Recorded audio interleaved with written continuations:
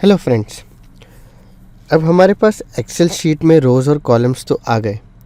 अब सपोज़ मैं चाहता हूँ, कभी कभी ऐसा होता है कि हम लोगों को एक एक्सेल शीट के अंदर सारा डाटा सबको नहीं दिखाना होता। सपोज़ मैं चाहता हूँ कि यहाँ पर जो भी कंपनसेशन अमाउंट है या सपोज़ यहाँ पर जो भी ईयर्स ऑफ वर्किंग है, मैं उसे सबको नहीं दिखाना चाहता।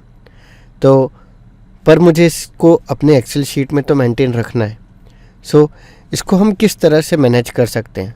अभी हमारे सामने हाइड अनहाइड एक शीट ओपन है हमारे लर्न वन लेआउट वर्कबुक में। हम देखते हैं कि सपोज़ मुझे अगर ये ईयर वाले कॉलम को लोगों को नहीं दिखाना है, या सपोज़ मैं अगर इस शीट को प्रिंट कर रहा हूँ और मैं चाहता हूँ कि ईयर्स प्रिंट ना हो, या कुछ सेंसिटिव इन्फॉर्मेशन जैसे कि मैं चाहता हूँ कि ये कंपनसेशन अमाउंट सबको नहीं विजिबल हो, तो मैं इन सेल्स को डिलीट नहीं करूँगा, क्योंकि डिलीट करूँगा तो मेरे रिकॉर्ड में से भी ये डाटा चले जाएगा। What is the best way to hide this data is, आप इस पूरे कॉलम को सिलेक्ट कीजिए, राइट क्लिक कीजिए और यहाँ पर हमारे पास एक ऑप्शन है हाइड। जैसे ही मैं हाइड को क्लिक करता हूँ, आप देख सकते हैं मेरा ईयर्स वाला कॉलम हाइड हो गया। अब यहाँ पर मेरे पास वो डाटा ही अवेलेबल है जो मुझे दिखाना है। ये डाटा कभी भी प्रिंट में नहीं आएगा। अगर आपको प्रिंट प्रीव्यू करना है तो आप अपने कीबोर्ड से कंट्रोल और F2 को यूज़ कर सकते हैं। जैसे कि हम स्क्रीन पे देख रहे हैं, आप देख सकते हैं हमने एक रो हाइड की है, पर यहाँ पर से कुछ भी चीज़ मिसिंग है ऐसा नहीं लगता। वापस बाहर जाने के लिए एस्केप दबाते हैं। यहाँ पर हमारे पास कॉलम्स तो है, पर हमारा एक कॉलम हाइड हो गया है। आप देख सकते हैं कि ABCD के बाद डायरेक्ट F आ गया।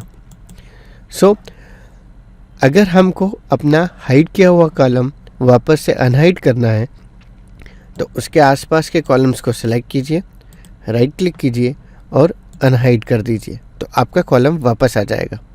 या फिर मैं अभी इसे वापस कंट्रोल Z करता हूँ, या फिर अगर हमें अपना एग्जिस्टिंग कॉलम जो हमने हाइड किया है वो वापस शो कराना है, तो आप उसके आसपास के सेल्स को सेलेक्ट कीजिए और हमारे जो भी सेल की बाउंड्री है उस पर डबल क्लिक कीजिए, तो अपने आप हमारा हाइड किया हुआ कॉलम विजिबल हो जाता है। मैं इसे वापस से कंट्रोल Z कर देता हूँ।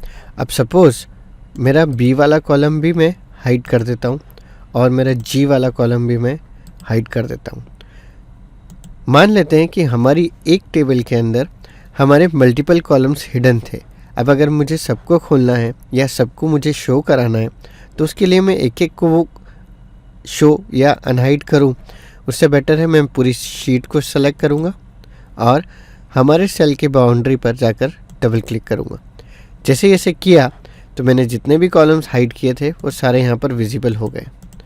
तो आप देख सकते हैं, अगर हमारे पास एक या एक से ज़्यादा कॉलम्स हिडन हैं तो उनको अनहाइड करने का सिंपल तरीका is to select the sheet and double click on the boundary.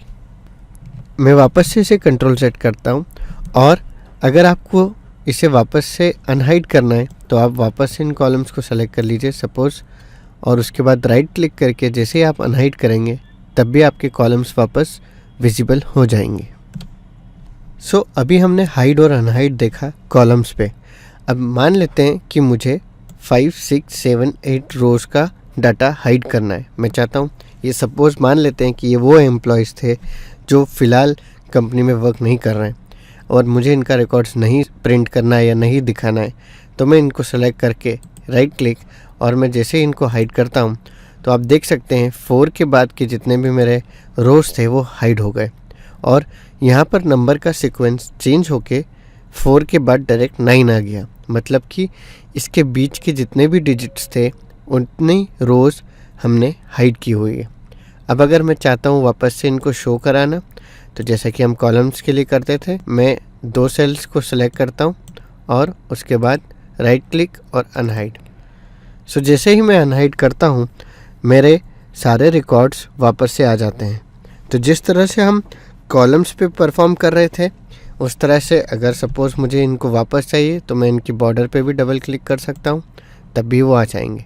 या फिर अगर हमने अलग अलग जगहों पे अलग अलग रोज़ को हाइड किया हुआ है और उन सबको मुझे शो कराना है, तो मैं कंप्लीट शीट को सिलेक्ट करूँगा और डायरेक्ट डबल क्लिक कर दूँगा। तो मेरे जहाँ जहाँ पर मैंने अपनी रोज़ को हाइड किया था वो सारी रोज़ अनहिडन हो जाएगी।